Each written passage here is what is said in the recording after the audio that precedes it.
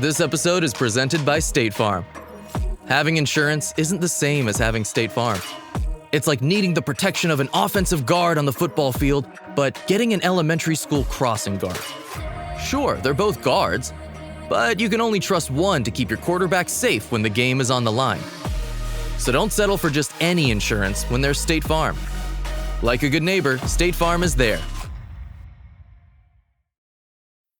Here's my 30-second story with Guinness. As soon as my sister and I get home for the holidays, we don't even unpack. We head straight to our pub. The bartender already knows our order, Guinness and fries. We laugh all night, catch up with old friends, and walk home with faces sore from smiling. It's one of my favorite nights of the year. That was my 30-second story with Guinness. Guinness Draft Stout. Please enjoy responsibly. Imported by Diageo Beer Company, USA, New York, New York. This episode is brought to you by LinkedIn. Healthcare professionals can lead their careers with LinkedIn. Discover jobs by specialty, preferred shifts, and even desired salary. From mental health therapists to radiology technicians, it's now faster and easier for healthcare professionals to find the right fit. Learn more at linkedin.com/healthcare. Side effects may include faster job placement, improved work-life balance, and increased career satisfaction. Tonight on Eyrie, we look back at one good result versus Team Rose, a not so good one, and look forward to our annual win over Cardiff on New Year's Day. Stay tuned.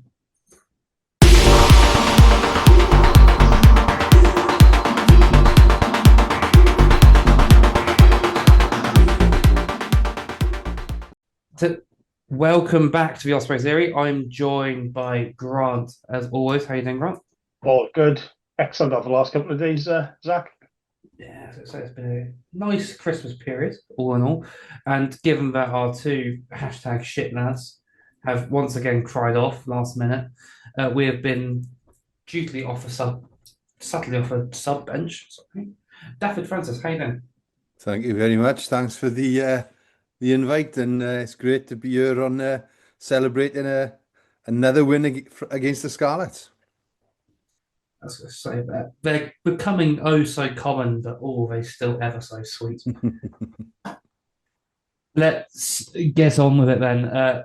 Only one piece of news over the last fortnight or so. The Ospreys have signed 6'4" back rower Marco De Witt on a short-term contract from Suzuki Griquois as injury cover for Jack Morgan. Standing at 6'4", he's a bit of a lump, 23 years old, and was a key member of the historic Currie Cup winning side that won this year's previously captained them. Grant, it's only looks to be a shroud piece of business, that doesn't it? Yeah, I take it he's signed. We were costing the Ospreys anything, seeing as Jack was injured playing for Wales. So short-term cover. He's a very different player compared to quite a lot of our back row. When you look at his highlights videos, he's tall, fast, rangy, lanky. I'd even describe him as. And his defence doesn't look too bad either. But I would have thought, given the fact that we will have back rowers pulled into the Welsh squad around that period, you'd see him coming into the match day 23.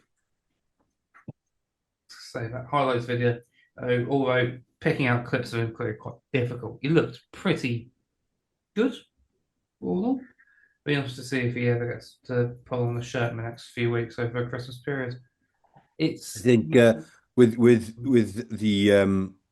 that kind of scouting that we've been doing in the last few years, I think we've been very shrewd in the kind of personalities that we brought into the squad.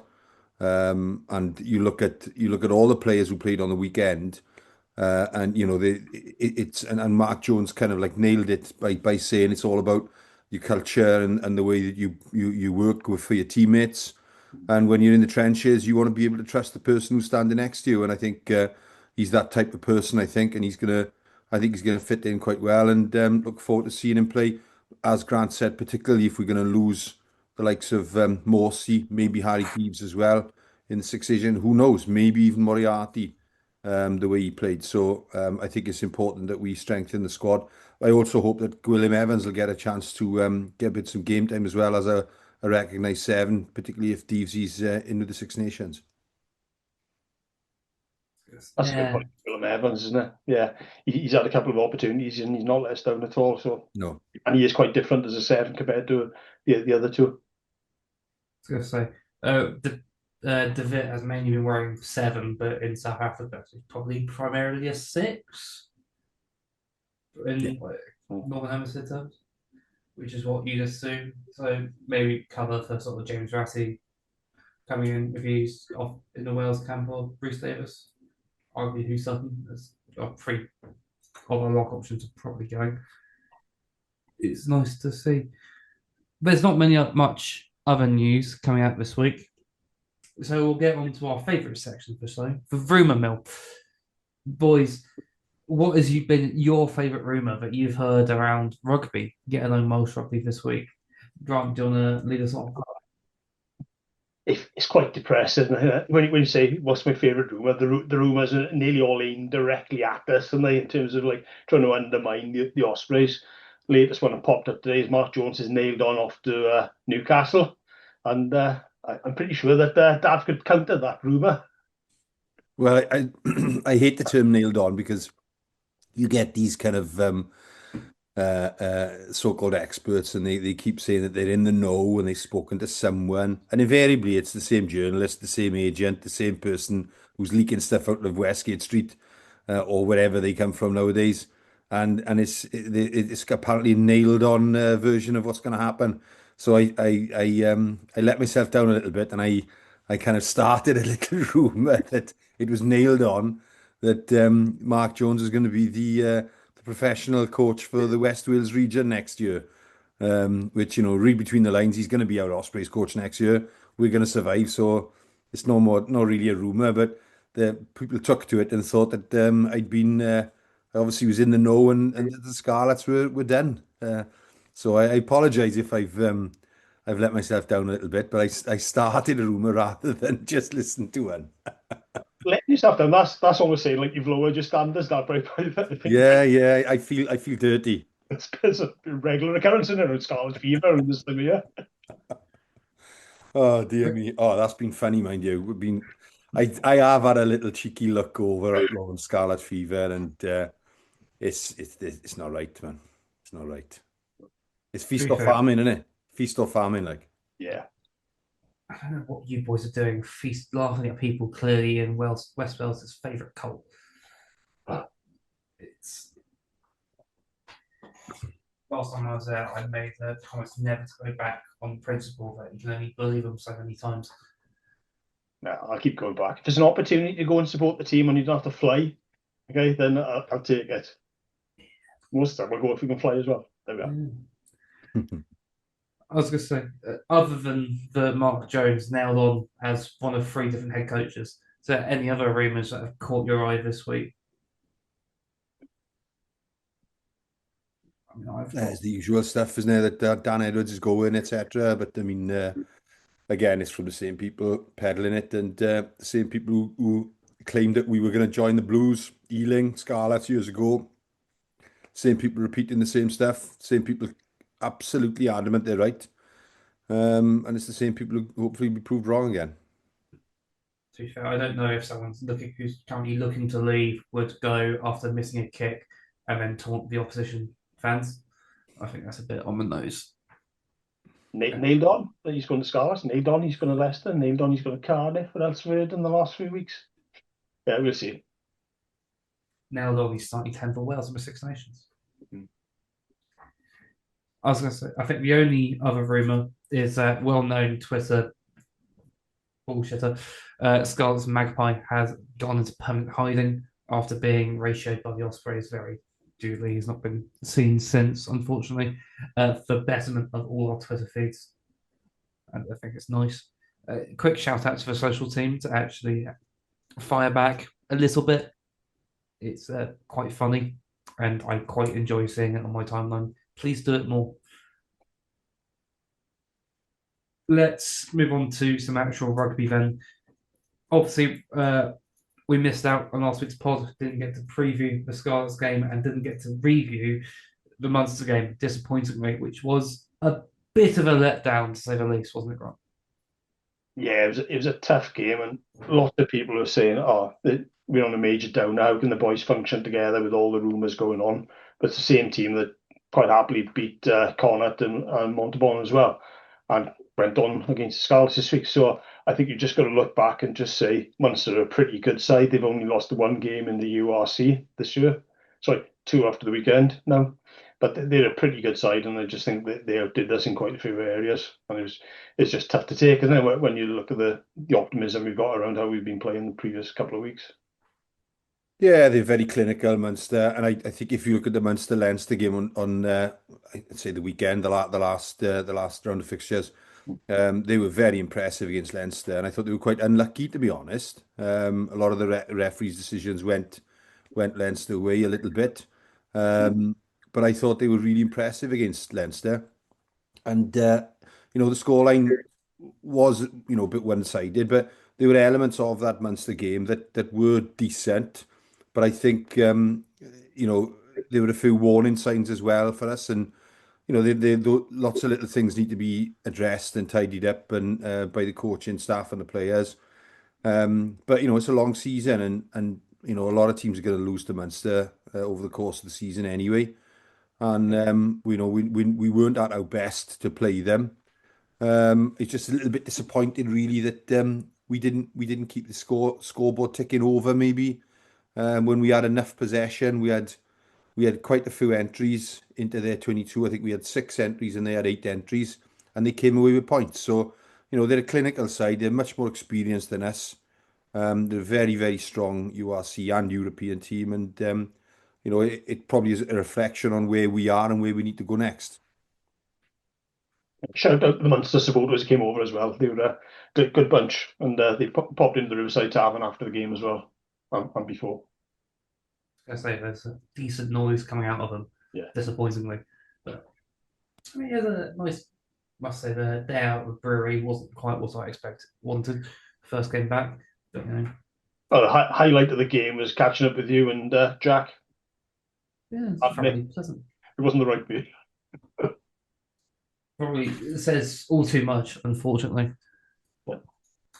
I think I don't know. There wasn't too many standouts to pick at from that Monster game. It all seemed a little bit flat. Yeah. After a bit, it looks like some of the boys are starting to feel the legs through.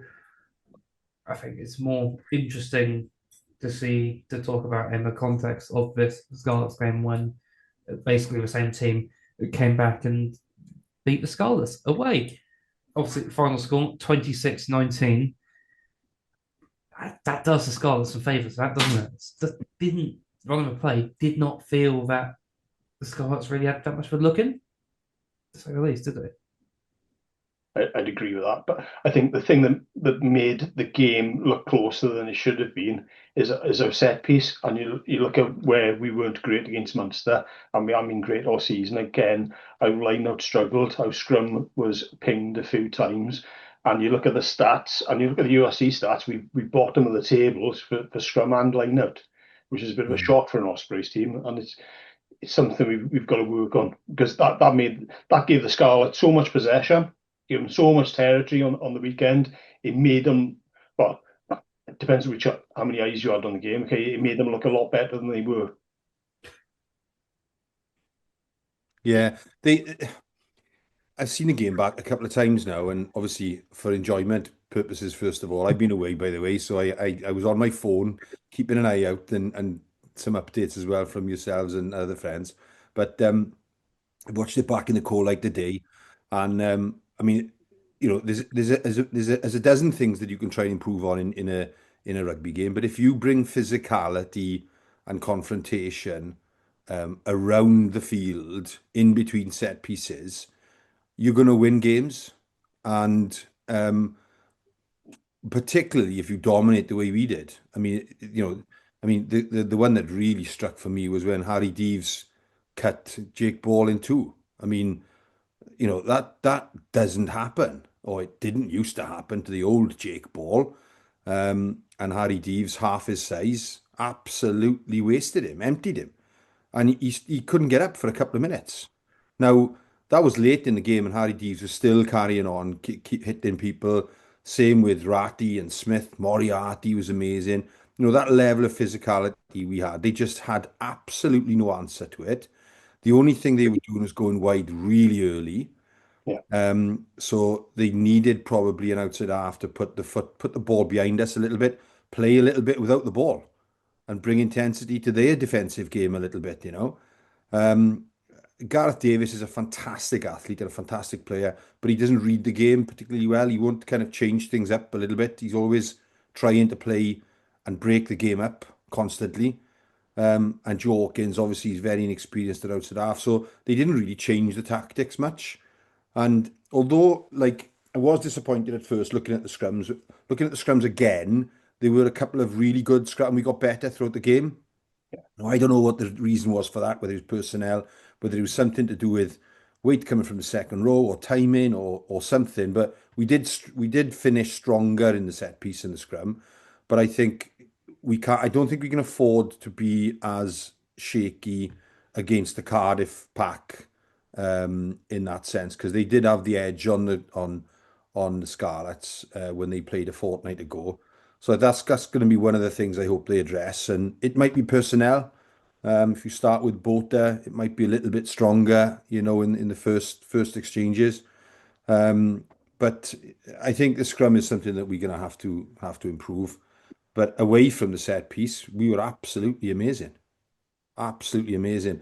And there was I will say, I looked back at then this afternoon. I looked back at the Scarlets Cardiff game as well, and I think there was a lack of intensity in that game. And so at the moment, we are the ones leading that kind of approach to a game. So hopefully, the personalities like Moriarty and Deeves, Dewi Lake, obviously, with their leadership up front, hopefully we'll take that into the game on New Year's Day. There's just a commitment, isn't it? And a physicality for the entire 80 minutes of the game. Yeah. Yeah, so the forwards performed really well, but you've got to highlight our two centres and Keelan as well. Okay, in terms of the defensive performance, Scarlets ended up with five almost international quality centres on the pitch. And they two wingers, two centres, and a fly half. And our two centres were the two players everyone's talking about, because defensive, they were right on top of them. They made it look easy to defend. Apart when they went wide early on, and they had a little bit of change out with us. After that, pretty much we just shut up shop. Well, you consider the first entries of the Scarlets into 2022. Our line speed and our domination and physicality was fantastic. I know ball kind of sneaked in for a disallowed try, but there was no real width there. And every time the ball carrier put his hand up to carry, we punished him physically, psychologically. We came off the line. Everyone, Hugh Sutton, everyone, it just came off flying and smashing into them. And then you fast forward then to Owen Watkins' try, and he walked it in. Yeah, and that was a massive difference in between the two sides. Efficiency with the ball was there's a huge difference in terms of what we could do with the ball, in terms of the meters we gained every time we had the ball. It was chalk and cheese. We just didn't have that much of it. We'd had a lot. If we'd sorted out set piece, then I think the score could have been quite different. Oh, it would have been. And without being too kind of arrogant about it all, it was quite easy. You don't have a dominant scrum. You have a lineup that was misfiring. And yet we won almost every contact area. And, the driving maul try from Dewi Lake was, they almost ran away from the supporting forwards. And like I said, Dewi Lake had Owen Watkin had almost a walk-in. Yeah. We made them look very average. Like, they didn't really offer much. I think they made a big point before the game about picking this massive back line, which was like average, like 105 to 10 kilos, and average height like 6'3", and they were all worse physically than Keith, which is not only really funny, but I think just speaks to. I think we just got the game plan right, and they're just sort of. They obviously wanted to try and target us physically, and then just couldn't match us. We also put them under enormous pressure to such a point where they couldn't get the basics right. There was a restart where Anderson catches the ball He's not isolated, but we flood in. I think Deves is there, Harry is there. I think even Jack Walsh was there. We flood in, and they're all trying to protect him, but they're all upright. None of them are putting their body right in where it hurts. None of them are dipping in to hit the ruck.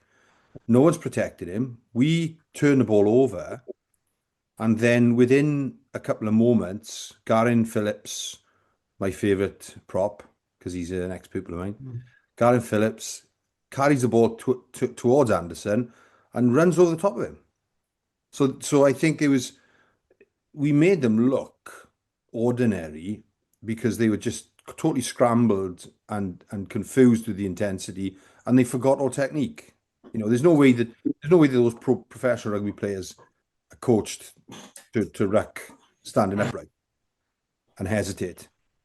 And we put that into them, and it happens. I mean, you put people under pressure, and the coaching goes out the window, and it's just instinct, and they just didn't. And there were little bits and pieces of basic stuff there that just allowed us meet us time and time again.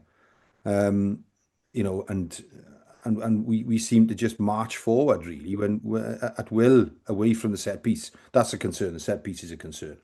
But the physicality, I think, was the massive difference, and there was such a difference between us. But that's a derby, you've got to bring that. It's a non-negotiable. You've got to start with that, and then build a game around it. I was going to say, looking at some of the stats, set pieces really concerning. I think we lost 5 out of 14 lineouts, which is really not good. Only one scrum, according to the stats on the URC website, which feels probably not too far off, based on Adam Whitehouse's interpretation on Reece Henry mirroring his opponent. But the stats don't really do this game much justice. I think the when you look at the set piece stats, it explains the rest of it to me. Yeah. When you look at the stats. I was going to say, possession 64-36 in terms of Scarlets, territory 64-36. I think they had 80 more meters gained, 4 more clean breaks, and still couldn't. Yeah, but with all that ball, it's not a lot. You look at the efficiency in terms of, average go forward with the ball. Okay, and we miles better every time we carry in. I was going to say, we're only 80 meters behind, making half the amount of carries. We had 13 dominant tackles to their 3. It's just totally one-sided. That's one-way traffic. And we made 225 tackles. Yeah. So we are really good without the ball. Yeah. Our tackle success rate is in the 91-92%. The Scarlets is sort of sitting around 70-75, which Super Rugby teams look at that and think defensive option. I thought our bench was brilliant as well. I thought every single one of them who came on made massive contributions, whether it was Garin Phillips carrying, Sam Parry's carrying and physicality, whether it was Morgan Morris in the wider channels. I thought he was outstanding. Yeah. Obviously Cochin came on. Yeah, I scored again. Rhys Davis did a lot of hard work as well. Yeah. So when you looked at the Scarlets bench, okay, there was a good bunch of supporters around us. We were on the terrace, and fair play to the Scarlets boys. They were very open and honest, and it was probably the best experience I've had in the Park of Scarlets in a long time in terms of people who were around, and they were just saying, "Oh, your bench is so much better than ours," and showed, and all of our guys contributed. Just a question and a little bit of a thing. When was the last time Max Page did anything? Oh, that's harsh. That is. I feel sorry for him. I think he's when he was in the under-20 setup, he's such a talent. I don't know whether he's had a few injuries. He's played really well in the SRC for Llandyfri last season. But like many occasions, these youngsters they're just about ready, and getting a string of games together is very difficult. And I think he's the type of player who needs about 5 or 6 games early in a season, not a token at the end of a season type of thing before this time at all. He needs a run of six or seven games, probably as a winger. I don't think he's going to be a midfield player, soon. I think as a winger first and foremost. He's very deceptive, very quick. And opportunities are few and far between. He's just going to have to take them, the next time he gets his chance. Like, I almost feel bad. It feels like another case of wonderful Welsh talent being slightly squandered by being thrown in a little bit too early. I mean, he played a lot of rugby last year. yeah, So he got called up into that Wales squad that went out to Japan. Didn't get a minute, but I thought he looked good last season. It's good to see someone with a bit real attacking flair and ability. mm, And yeah, that said, yeah, he's been in and out. But you look at the Scarlets like centre selection box that they've got, and they've got two established front line wingers, and they in me and Rogers as well. Then it's going to be difficult for him. yeah. Yeah, and you look on paper, and that Scarlet's backline and the squad is exceptionally strong and well contested. Um, and I think if he can establish himself in the Scarlets team, get a run of games, I think we're going to see a better player. But that's not our problem, is it? No, Ospreys Eyrie podcast. Eyrie podcast. No, I went to, as a quick comparison, on number 23 is obviously Easton Hopkins. Nowhere near the same fanfare. No. Fuck me, does he hate the Starlets? Well, he lives right on the edge, doesn't he? He lives in the middle of the. Well, Cwmgors, I think, is his local, is his village, and that's his club. And another Silvera product, I might say, a Vera boy. So he lives right. So he will live with a lot of Scarlet fans. So he's had to put up with a lot in the last few years. But he's brilliant. I mean, every time, and he's just got this great attitude of just, I'm gonna express myself. I empty empty the tank. I'm just gonna get on with it. And he just seems so comfortable at this standard. I think it's brilliant. I think the way he's come on the last sort of 6 months, especially the start of this season, he's just looks better and better every game. Mm. Like he looks like he's up there physically, despite it. Small lad. Like He's had games on the wing, isn't he? We look at him as a fullback originally, and there's some fair competition there when he appears on the wing. He does not look out of place at all, does he? And it's a bit of physicality about him for a short guy as well. Oh yeah, well, he's a cooking, isn't he? I was going to say cocking. That's all I was shouting at him again. Yeah. Yeah, no, great man. It's great to see, innit? And he would have enjoyed it. I think he played really well last year against them, didn't he? He Yes. scored a couple of tries against them we got before. a winner last time at thersongs.com in the 83rd minute, which was it's just very nice to see how he's kicking on. Obviously, set up one try, scored another. Yeah. And that one try he set up, okay, in terms of when we play beautiful rugby, we play fantastic, beautiful rugby. And that was another example of some of the highlight reel stuff, isn't it? When you look at that try with Morgan Morris, actually realising, hang on a minute, okay, it's an old-fashioned, really simple move coming up here, boys, and you know you're coming and you're not going to cope with it. Mm. That's beautifully finished, that was. It's just what part of one of many just screamers. We score. It's one every week. We're going to go against Cardiff. They're going to hate it. It's just the nature of it. Just before we move on, any other standouts from the Scarlets game and favourite moments even? My favourite moment was Deasy's tackle on Jake Ball, because there's been a lot of talk about Jake Ball coming back into the Welsh setup, offering physicality and kind of the stats against the Blues game. He did have a good game against Blues. That's not a problem, but we obviously would have stepped up after that. And slightly late, but I think he timed it perfectly, to be honest. And little rib tickler to their hard man, and he was complaining, sitting on the floor, winded. Took a few moments to get back up. Had the physio to come on and see if he was okay. I mean, there's the front five forwards should never ever show pain and never ever show weakness. And he was sitting on the floor. The physio had to come on for him, but it just shows how tough DVZ is, isn't it? But Jake Ball is held together with elastoplast and sellotape, and he felt like he's taken a battering since he's been back.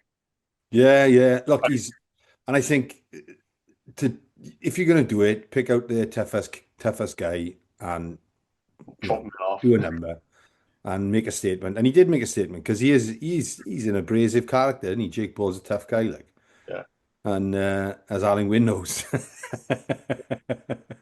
But yeah, Deevesy certainly put a marker on him late in the game. I thought he was great.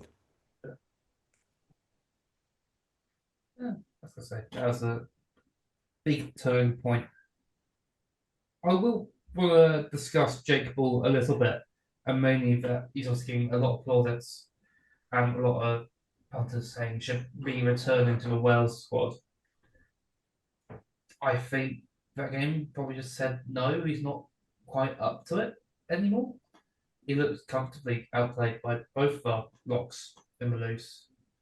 And when I think Reece Davis came on, he looked like just a step above. The thing is, as well, the sad thing as well now is that the fact that, look, if the regions go down to 3, we're not going to have the derbies that we had. And the derbies over the Christmas period have always been a kind of a probables possibles Welsh trial. Always. You'd have Hookie against Stephen Jones, you'd have Peel against Mike Phillips, and they used to duke it out and sort out the pecking order in front of the Welsh coaches. The way the Welsh Rugby Union is running the show at the moment, we're going to lose that, which is a massive part of Welsh rugby. And like for Jake Ball to play really well against Cardiff, that's great. But he wasn't playing against Teddy Williams. He wasn't playing against, he was playing against Rory Thornton. Rory Thornton's not an international test player.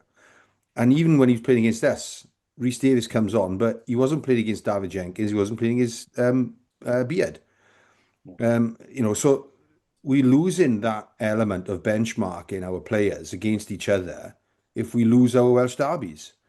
And even if you go down, you go down to 3, you can still have everyone playing each other over a short period of time. I understand that.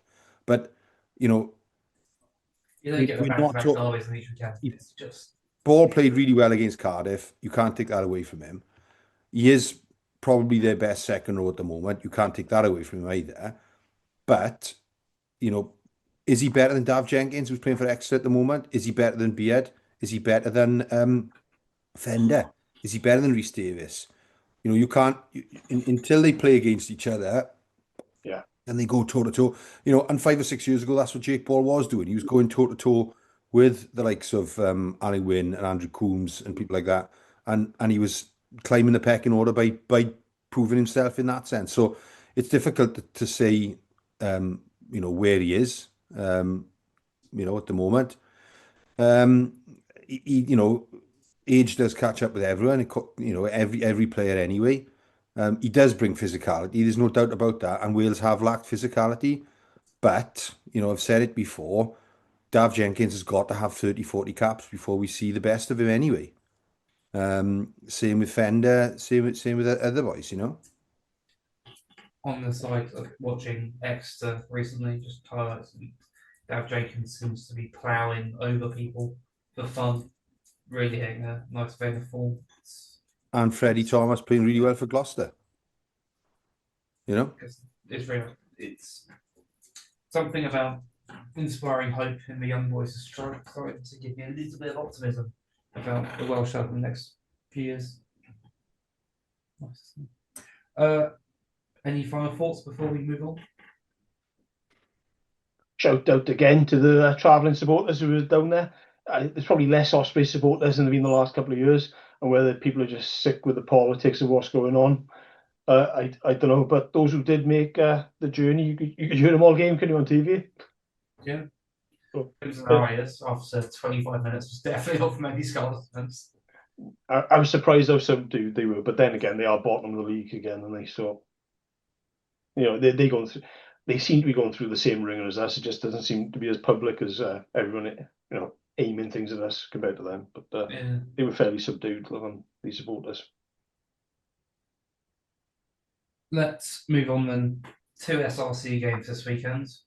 Not many other community results, if any, early on. No, no.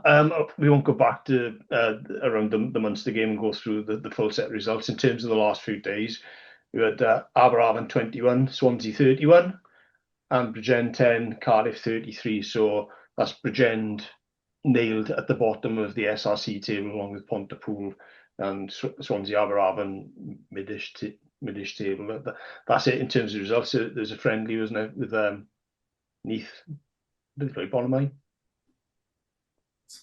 on Boxing Day. I think That's it. that was the league game, wasn't it? No, no, it was a friendly because Oh, was it? Okay. people inquired because they said, "Why isn't this part of our season ticket?" Well, this is just a friendly. This is so. Yeah, it was a bit of a shock. But it's a reasonable crowd there again.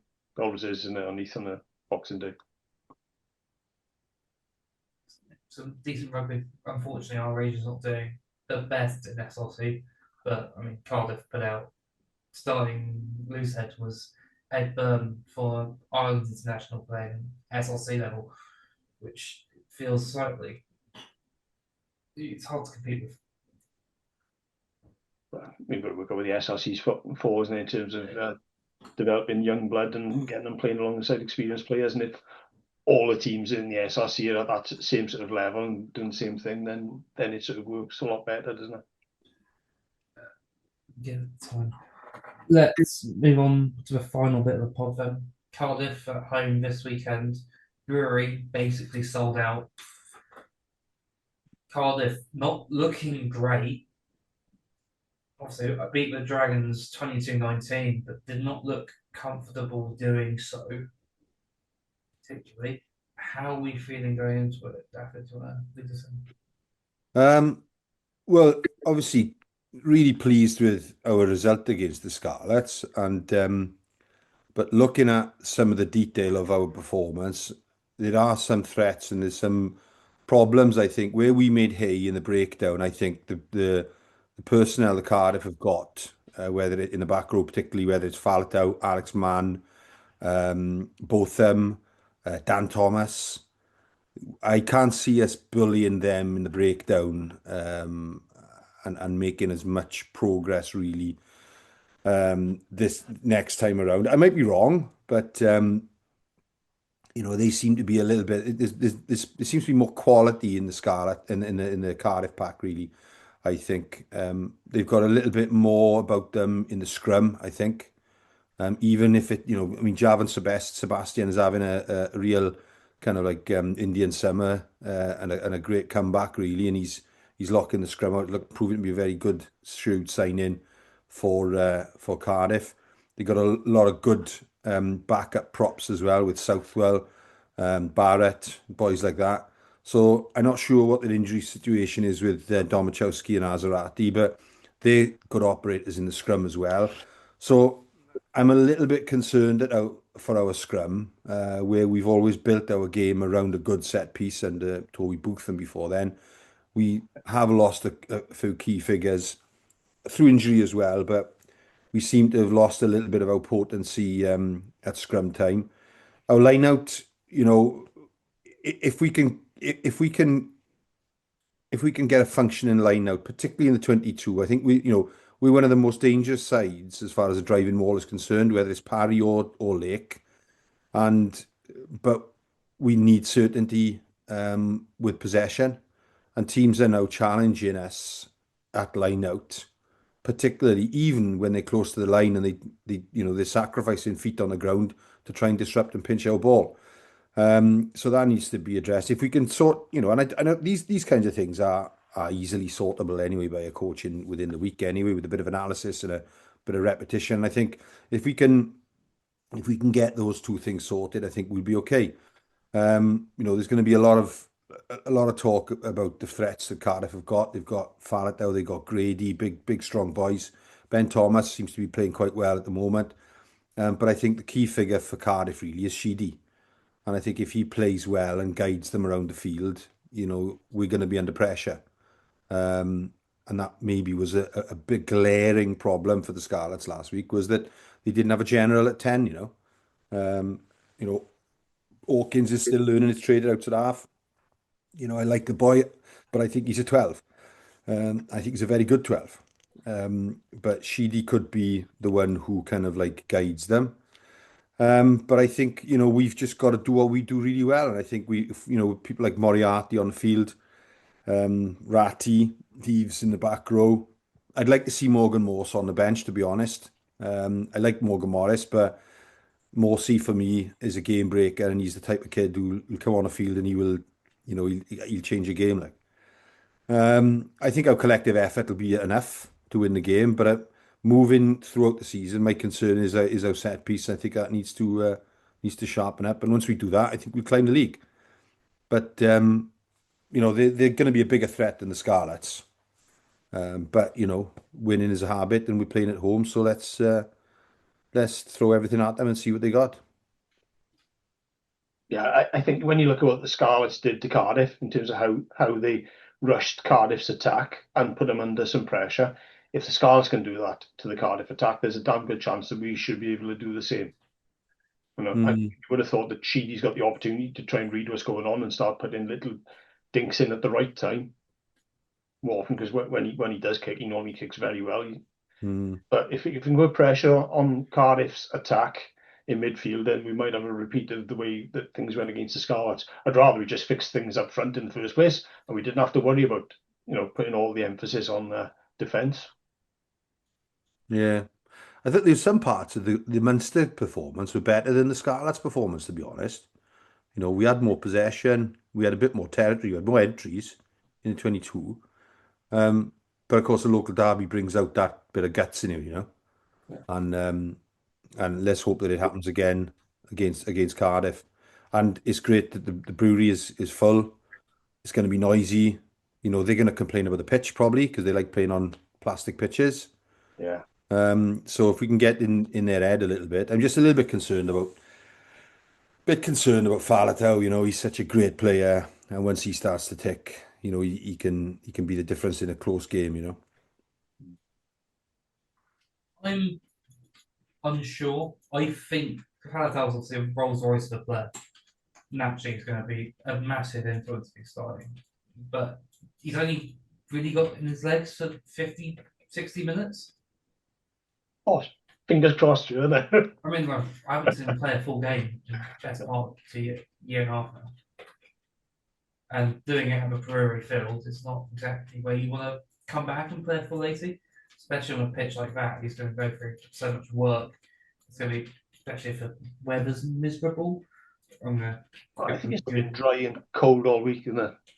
Freezing. Yeah. If there's a storm the day before as well, that'd be quite nice. I'd be interested to see if Morgan Morris breaks into the side, because I know you talk about Moriarty starting at 8 and Morsey coming off the bench to cause chaos. But Morgan Morris, in the time he's had, has looked back and close to his best, which is really good news. And he's only a couple of games in, and he's looking tasty again. So I think he might be able to make an impact if he features in the squad. The key thing is the balance, isn't it? You've got I know you've got to pick your best players, and some players will always be first on the list. You cannot leave Deasy out of the side with what he gives. He's on another level at the moment. You've got Jack Morgan, and as far as I'm concerned, then you've got Harry Deeves. Yeah. Because he is the epitome of the scavenging, fetching, dog in your face open side, who just the old fashioned open side that used to get in the face of the outside half and disrupt, and a few late shots and getting, the whistler's gone and he's grabbing someone. He's so your props are not the props are not thinking about the scrum. They're thinking about there's something's going on over there, like so. And he's such a great character on the field. He's got to start. Yeah. You've then got to balance then your 8 and your 6, because if you do start with Deeves, you've got to have a line-out threat then at 8 and 6. And Morris and Morse don't provide that. So Ratty is there as a 6 and a line-out forward, and I like that. I think the way forward for lots of teams is that 6, who's a kind of a hybrid lock, and then it's a straight shootout then. Who's your best number 8? Well, if it's a derby, it's going to be Moriarty. So I think that basically is our back row. Touchwood, wall availability, and then you kind of think, well, who's going to give us the best impact off the bench? Is it Morsey or Morris? They obviously, I don't know. Or do you put Moriarty on the blind side and you pick one of those two as your number 8? I'm not sure. It's a nice I to have, isn't it, Dave? Oh yeah, But and Jack Morgan should be fit. He should be playing for us. yeah, It is a nice feel. It is a nice problem to have, and I think, and a lot of the Scarlets fans did say themselves. They said we don't have that problem. We haven't got that kind of. And I know they talk about Josh McLeod and being unavailable, etc. And he's a loss. He is a loss, but I don't think he's in the conversation when you talk about the best open sides in Wales. So it's interesting to see how we'll balance that back row. I think there's a lot of rotation over the derbies anyway. I think Rhys Davies will probably start. Are we picking the side now? yeah, might as well. I think Rhys Davies will start. He'll probably be, and I think that boy Smith has been an absolute gem of a find. He's he's brilliant. He offers everything really that we've lost with Beard. He's got that grunt about him, set piece, nous, calls the line out well. I know the set piece isn't functioning 100%, but you can see his value and his ability in the side. So we might go with Rhys Davies and Smith second row. Sutton played really well against the Scarlets, mind, really well. Another great find, Form all season. Like he's been just superb. He's arguably pushing sort of both Rhys Davies and Ryan Smith out the squad a lot of the time. He's a type. I don't think. Well, he's incredibly similar to Alun Jones. He's got that energy, that athletic ability around the field. He does get in people's faces. I mean, he's a nice chap, but he crosses the white line and he's an absolute warrior. He's a very, very intelligent rugby player. He's a hell of a find. Hell of a find. So yeah, I think that back 5 selection is going to be key. The balance has got to be good. And then front row, I think you've got to rotate the props. And I think Dewi Lake starts, obviously. Cam Jones coming in. I think Garton is still injured, unfortunately. Yeah, well, it'll either be Cam or it could be Garen Phillips, who came off the bench. Tight dead, Ben Warren's still around. I mean, we're not where we used to be, where we had all the international, loose heads. We had Tom Francis. We're not in that position yet, but we seem to have a collection of tight heads and loose heads who are, apart from Gareth Thomas, you could make a case for each one starting, and they're showing glimmers of real talent. So I think with maturation, in 2 years' time, we're looking at some seriously good tight forwards, as props, if they continue to improve as they should, Yeah. But if you're going to start against Cardiff, though, I'd be bringing Tommy Botha on to start, because we can't let the game get away from us up front in terms of penalties and decisions against us. Yeah. Rhys Henry's playing well, but Tom Botha brings something else to need to the set piece. Yeah. I think Rhys Henry probably brings more off the bench as well. He's a bit more of a carrier. He can distribute a bit better. He's a bit better in the loose and can still look out the scrum if need be. I think it's trying to stay competitive probably into the last 20 minutes for us. So Rhys Henry can cover outside half as well. Yeah, absolutely. Here's our 10 cover off the bench. He can cover outside half. I'm pretty sure you'd have to go with 11 shirt if you give him the option. He's a phenomenon. He's a phenomenon, honestly. And he's still really young. I think he's only a year older than Garen Phillips. I think he's 25 or 26. He's not. I know he looks. He's still mature. 5-6 years away from the scrumping peak. Yeah. They don't have the same hairdresser, those two, do they? Yeah, I know. I think we're gonna have to be solid in the set piece against Cardiff, because they weren't great against Llanelli, the Scarlets, but they just, and particularly in the second row, I don't think there's too much ballast there with what they've got, but I think the props, the Cardiff props, I think could offer a bit more of a threat really than the Scarlets. But I don't know, maybe I'm selling our boys a bit short. Um, they know that it's, what I love about it as well is the adversity has brought the best out in the squad again, yet again, Um, and I don't think other people get it. I don't think they understand. The more that you put us in the corner, the more we fight back. And it's a very much an Ospreys trait that has been in existence from the beginning, really, from the Lynn Jones days. Lynn Jones operated like that. Tandy learned from him. You've got people like Duncan and all those kinds of like values and people, Paul James and all that, Bishop. They love being an underdog. They love being second choice and proving people wrong. And that still is that's in the kind of DNA of the Ospreys region, like. And they don't quite get it, do they? Those Cardiff types and the Scarlets, and they just don't understand that it's a mistake after mistake after mistake to underestimate us all the time, like, you know. I think the Cardiff boys will be not particularly comfortable. They look to be getting bullied by smaller teams a lot. I mean, I'm looking back at the Dragons game a lot. They got a couple big hits by some big names. They look rattled, almost. Like, they almost lack a sense of maturity, even sort of how early in the season you could say that we lacked that sort of nous of controlling a game. I don't think Cardiff quite have it. They're really susceptible to big changes in momentum. You look at the amount of times they've conceded 4 tries off nothing. Look at the Ulster game they played. They won at the end, sure, but they were 14-0 up and ended up into the last 20 minutes 26-14 down. I think there's a real way that if we can just get at them for a period, they won't be able to bring it back. I think it's just Fair play to the Dragons. They've they've had a torrid time the last few years, but they seem to have turned things around a little bit. Unfortunately, they beat us, but they have spoken about developing a culture, having that kind of like never give in attitude, sticking together, and they've got a good set of values there. And of course, they're led by an ex-Osprey.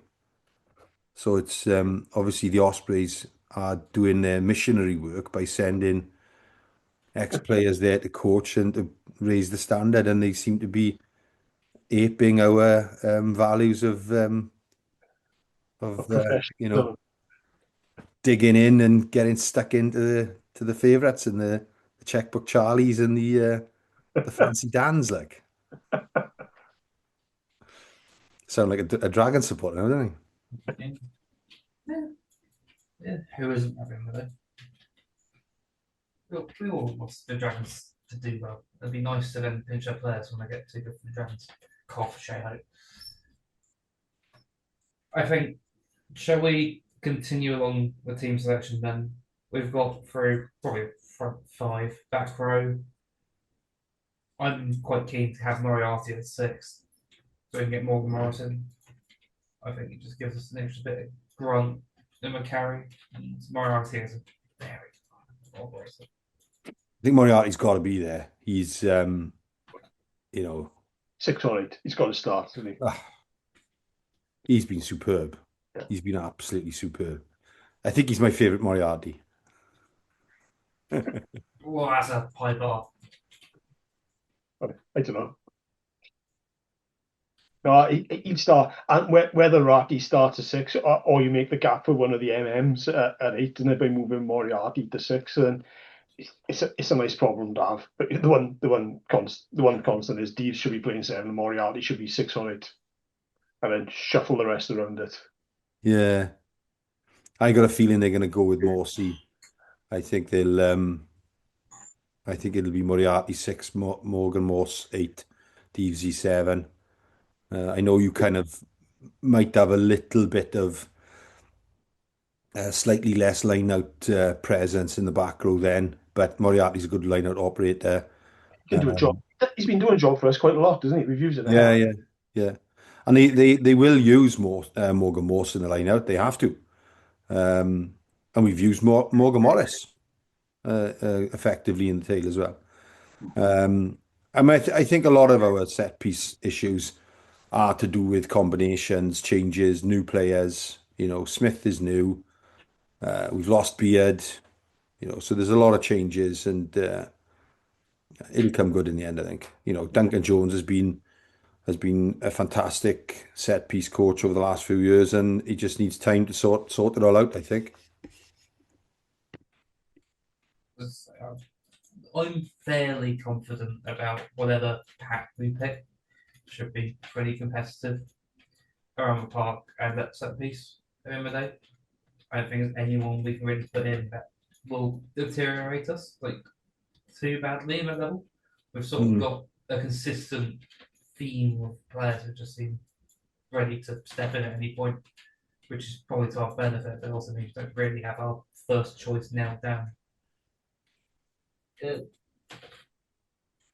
This game will be one up front, despite both of us wanting to play beautiful attack and rugby. It's who's going to win up front, and who is the backs and to help flourish in the circumstances. Shall we move on then? The halfbacks, I think. Kieran Harvey, Dan Edds, move on. Yeah, I think is Ruben injured? Or is it just a matter of being back in order? I don't know whether they've just been using Luke Davis on the bench and one of the two Premier scrum halves starting the last couple of weeks, because I don't know if Ruben's injured or not. But did Luke have a bit of a... Sorry? Might just be a way to manage the minutes, but make sure that Hardy and Rupert aren't just playing constantly. Did I notice Luke have a twist towards the end of the game? He twisted his ankle towards the end of the game, maybe. He was limping. Either way, I think Hardy was excellent. Best form so far, I think, that I've seen him play for us anyway. Hand time on the kicks is brilliant. Yeah. Every time a ball goes in the air, I start counting. Yeah. Spot on at the moment. So I think you've got to have consistency at halfback, so I'd keep those two there. Yeah. I think Owen Watkin was absolutely amazing on Saturday. Previous fixture. Whatever day it was, just the way he reads the defense, he just doesn't panic, and no one seems to get beyond him. You know, his tackle success rate must be through the roof. Looks a little bit slimmer, to be honest. Yes, you know, he does. Which is a good thing, because when he was a young player, he was rapid, and he lost a little bit of that with his injuries, but he looks really good. Kieran again, outstanding. Those two together, absolutely brilliant. I was going to say, I think if Kieran's fit and Watkin is still ready to go, I think we just keep him the same. Kieran over Callum Sheedy is going to be brilliant. That's a good point. They'll put him on a wing, man. They'll put him on a wing. They'll put Sheedy on a wing out the way. I think they're bringing at 10 to cover them. It's not like any of them are particularly big. I'm not convinced that they're bent on us defensively. Again, you go back to like Kieran and Owen playing together. Defensively, they were off the scale against the Scarlets. They were dominant. Okay, they were spot on. The completion rate was immense. But then we just taken Cognisinger and Bosch off out of the equation, and those two, when they're playing together in terms of attack, okay, they just seem to be on a different level and just linked up mentally together, where they know exactly what they're doing, and the gaps they are creating in defences is brilliant. But it's almost like if you mix and match the pairs of centres, you might not get the best of both worlds. You've either got to go one way and dominate in terms of defence and hope that Keith can then trolley through the middle of everyone, which isn't a bad. It's not a bad tactic, is it? Or you go back to the beautiful rugby and have the Cognisinger Bosch-off combination. Yeah, Kieran's a very old-fashioned player. He's a kind of he would be very suited to play in rugby league, where he doesn't expect to run through everyone, but he knows that whoever's against him is going to have to do really well to get him down. And so if he can gain 10 meters, 15 meters, that's his job. and he'll happily do that every time he's got the ball. It's a thankless task to be a ball carrier in midfield, but he thrives. He loves it. And he's one of those who kind of like in a moment and in a flash, he'll take you forward 10 meters, and all of a sudden the whole team has got momentum. Yeah. Easy does exactly the same. Pinch the ball, go forward. Simple stuff, you know. And so, yeah, I think, you know, I mean, those two in the centre, you know, against the likes of Ben Thomas, Sheedy in midfield, you know, Harry Millard, who's a good player, very underrated, Harry. He's quick, you know, brave as well. Ex-pupil of mine. He's getting a lot of plaudits at the moment, isn't he? It's not just about. I tried to get him in the Ospreys. I did when Cardiff were messing him about. I did give him a couple of messages. Anyway, no, he's a lovely kid as well. He's a really good bloke. But yeah, I just hope that we whatever centre partnership we pick goes well, and you know, they give the same kind of go forward and never say die as we did last week. Yeah. So yeah, we settling on Keith and Owen then, is it? I think so. Than last week. And I think Owen Watkin, if he plays really well, he's going to be, you know, into the new year, he'll be in the Welsh squad again. And people are not saying it, but it's definitely someone we've missed. You know, someone who can read a defence, hold things together, a great communicator. It's exactly the type of centre we need. He is an international class 13 and has been his entire career. Since he came in 2018, is obviously part of the 2019 side, off the bench consistently, does a job over Jonathan Davis a lot of the time when he is injured. It just looks like Owen Watkins, sort of like the Scott Williams reincarnation. Yeah. Where he just sort of do the job perfectly and either 12 or 13 that you want at international class. Maybe not enough to shine and stand out, but it's a very good international quality centre. And that's something we can't say about every player in the squad. No. These some recent squads. Owen's really unlucky, wasn't he? He was when a under 20s Grand Slam team, absolutely flying, had early appearances for the Ospreys, pushed through, looked really comfortable against the top URC sides and European sides. And then those injuries, unfortunately, just, you know, kind of interrupted his career. But he's been a fantastic servant of ours. I think in the 20s team, I'm sure he was up against Gary Ringrose in one of the games, the under 20s Six Nations, and he was streets ahead of his peers at that age. You know, just the way things go sometimes with a few injuries at the wrong time. You know. Yeah, it's a shame. Let's move on then. Back three. I'll give who we pick actually. We've got a depth of options of 4 real top quality wingers. Okay, Jack Walsh is going to be a fullback. I think that's the one we can nail in.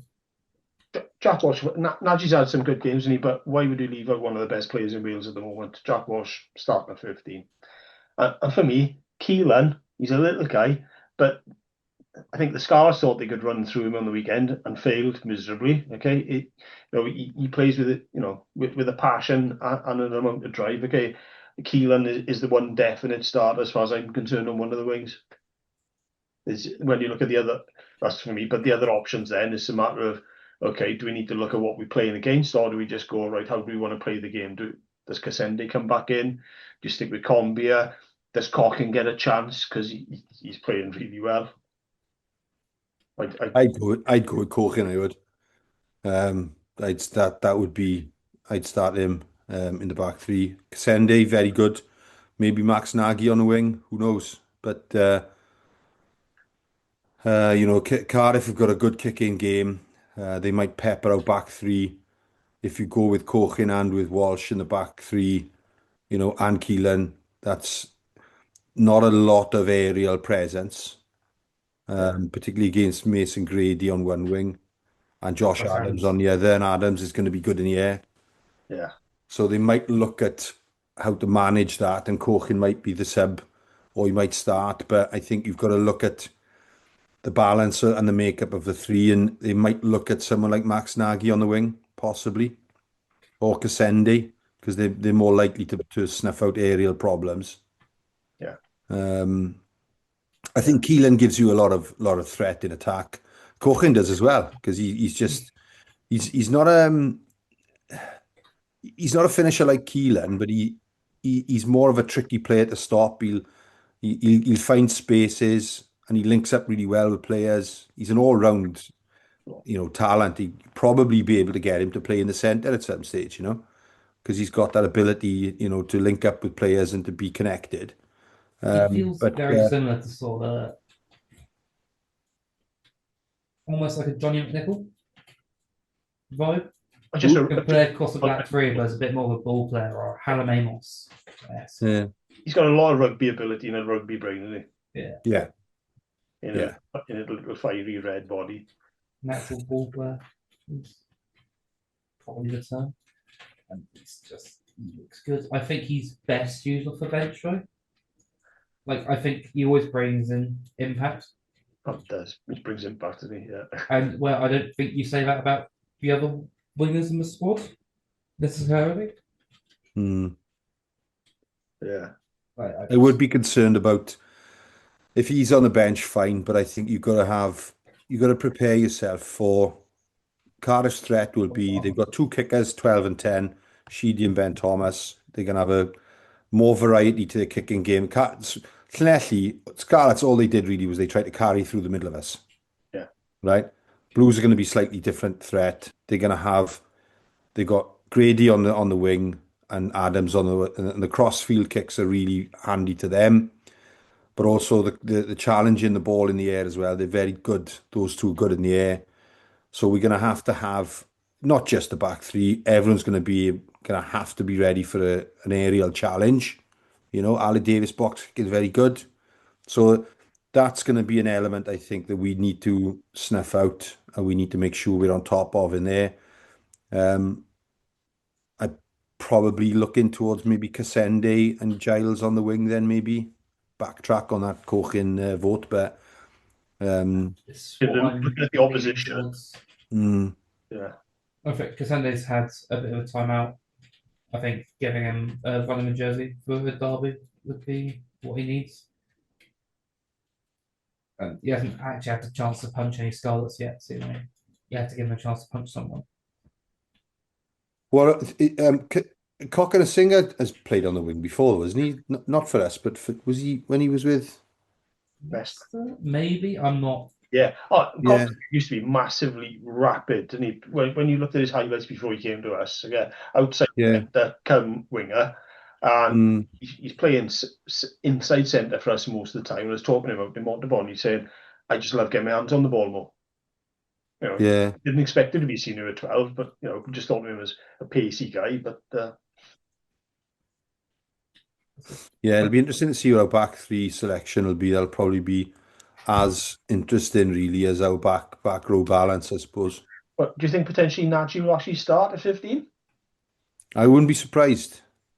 I'll be surprised. But the thing is with Walsh though, his kicking game is brilliant, and having him at 15 allows him to come into the line on a short blind side or in midfield, and they do use him as first receiver, second receiver out the back as well.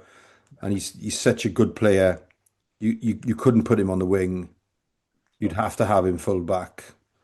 It's possible you put Nagy on the wing. Fixes it. Yeah. I'm winger. I'm a big fan of Jack Walsh off the bench as sort of controlling hands.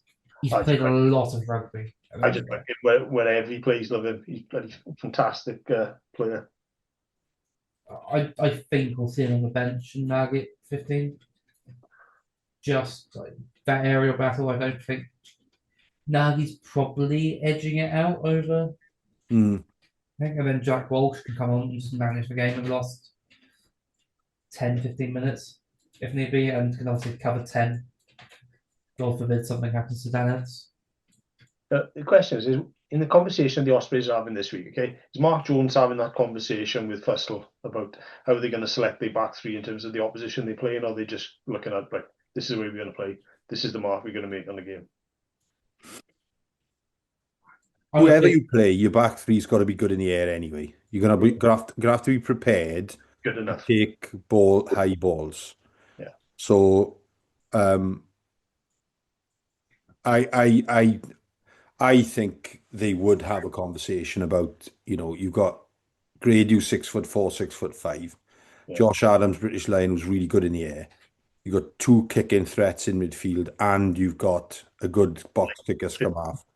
You've got to know what's coming. And for 50% of the time, you don't have the ball. So you've got to be able to you've got to be able to put things in place to make life easier. Now, whether you trust the players who you think are the best players all round, and they prepare for that challenge, or you pick horses for courses. I think there's going to be a bit of rotation anyway, because derbies tend to be like that, and it takes a lot out of players emotionally to repeat the same type of thing. It's only a 6-day turnaround as well. 6 day turnaround, and you get players to you do get players to get up for games a little bit more if you hold them back a bit. Like, Morgan Morse now has been held back. He'll be disappointed he's not starting. You're not gonna leave him out of the 23 for 2 weeks, particularly over derbies. I would imagine he's gonna figure somehow, and I wouldn't mind betting they'll start him at number 8, particularly the way he's played in the Brewery against Cardiff in the past. 2 years ago, he scored that wonder try, didn't he? Oh yeah. You say there's a 6 day turnaround, and I think that's important. And you've got to take into that factor into the travelling, and the time difference over the Locha Bridge as well. Um, You're going back in time over that. So I think, yeah, I'm not saying anything. I'm not digging any old stuff. we'll have to do a podcast where we'll have to have a podcast and invite Tumble Scarlet and a few of the diehards. Where does West Wales start and finish? If I speak on big, big trouble, we cannot be doing more apologising as a pod. Our graphic design budget's come out the window. I was going to say, I think whatever 15 we pick will be good enough. It's just, are we own horses for courses? I'm a big fan of it. I think it works quite well in the modern game, especially if you buy tools and you have tools at your price, you might not use them when they fit. I think we will. Let's round up the pod then. I want 2 predictions from each of you, score, and something funny. Grant, do you want to lead us off? I'd be more cautious than my usual self and just go Ospreys by 6. Come back to me on the funny one. I'm going to say it's 25-12 with a late try to seal the win by Cochin off the bench again. Dan Edwards to have man of the match, and Morgan Morse, another Silvera boy, to play so well that they'll all be talking about him in Welsh selection terms. And then next week there'll be a rumour about him going to Saracens or something. Who knows? Oh, that would be quite funny. I think I'm thinking Ospreys by 4 with a drop goal, sort of last 5 minutes to just take it beyond the threshold. And then Morgan Morse gets retweeted by Jim Hamilton again, saying this guy should sign for an English club and get the fuck out of Wales. That's my funny thing. After he scores something stupid. Go on, do you have anything funny to think about this game before we end off?